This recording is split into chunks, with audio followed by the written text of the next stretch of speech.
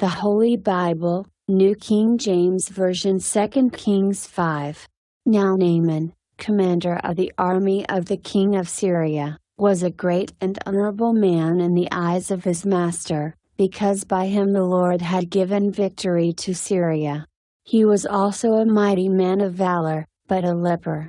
And the Syrians had gone out on raids, and had brought back captive a young girl from the land of Israel. She waited on Naaman's wife. Then she said to her mistress, "If only my master were with the prophet who is in Samaria, for he would heal him of his leprosy." And Naaman went in and told his master, saying, "Thus and thus said the girl who is from the land of Israel." Then the king of Syria said, "Go now, and I will send a letter to the king of Israel." So he departed and took with him 10 talents of silver, 6,000 shekels of gold, and 10 changes of clothing. Then he brought the letter to the king of Israel, which said, "For now be advised, when this letter comes to you, that I have sent Naaman my servant to you, that you may heal him of his leprosy." And it happened, when the king of Israel read the letter, that he tore his clothes and said, "Am I God, to kill and make alive, that this man sends a man to me to heal him of his leprosy? Therefore please consider, and see how he seeks to quarrel with me." So it was, when Elisha the man of God heard that the king of Israel had torn his clothes, that he sent to the king, saying, "Why have you torn your clothes? Please let him come to me, and he shall know that there is a prophet in Israel." Then Naaman went with his horses and chariot, and he stood at the door of Elisha's house. And Elisha sent a messenger to him, saying, "Go and wash in the Jordan 7 times, and your flesh shall be restored to you, and you shall be clean." But Naaman became furious, and went away and said, "Indeed, I said to myself, he will surely come out to me, and stand and call on the name of the Lord his God, and wave his hand over the place, and heal the leprosy. Are not the Abana and the Pharpar, the rivers of Damascus, better than all the waters of Israel? Could I not wash in them and be clean?" So he turned and went away in a rage. And his servants came near and spoke to him, and said, "My father, if the prophet had told you to do something great, would you not have done it? How much more then, when he says to you, 'Wash, and be clean'?" So he went down and dipped 7 times in the Jordan, according to the saying of the man of God, and his flesh was restored like the flesh of a little child, and he was clean.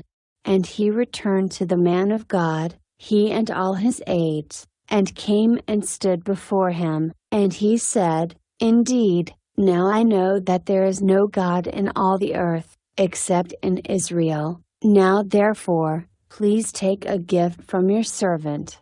But he said, "As the Lord lives, before whom I stand, I will receive nothing." And he urged him to take it, but he refused. So Naaman said, "Then, if not, please let your servant be given 2 mule loads of earth, for your servant will no longer offer either burnt offering or sacrifice to other gods, but to the Lord. Yet in this thing may the Lord pardon your servant, when my master goes into the temple of Rimmon to worship there, and he leans on my hand, and I bow down in the temple of Rimmon. When I bow down in the temple of Rimmon, may the Lord please pardon your servant in this thing." Then he said to him, "Go in peace." So he departed from him a short distance. But Gehazi, the servant of Elisha the man of God, said, "Look, my master has spared Naaman the Syrian, while not receiving from his hands what he brought, but as the Lord lives, I will run after him and take something from him." So Gehazi pursued Naaman. When Naaman saw him running after him, he got down from the chariot to meet him, and said, "Is all well?" And he said, "All is well." My master has sent me, saying, Indeed, just now 2 young men of the sons of the prophets have come to me from the mountains of Ephraim. Please give them a talent of silver and 2 changes of garments. So Naaman said, Please, take 2 talents. And he urged him, and bound 2 talents of silver in 2 bags, with 2 changes of garments, and handed them to 2 of his servants, and they carried them on ahead of him. When he came to the citadel, he took them from their hand, and stored them away in the house. Then he let the men go, and they departed. Now he went in and stood before his master. Elisha said to him, Where did you go, Gehazi? And he said, Your servant did not go anywhere. Then he said to him, Did not my heart go with you when a man turned back from his chariot to meet you? Is it time to receive money and to receive clothing, olive groves and vineyards, sheep and oxen, male and female servants? Therefore the leprosy of Naaman shall cling to you and your descendants forever. And he went out from his presence leprous, as white as snow.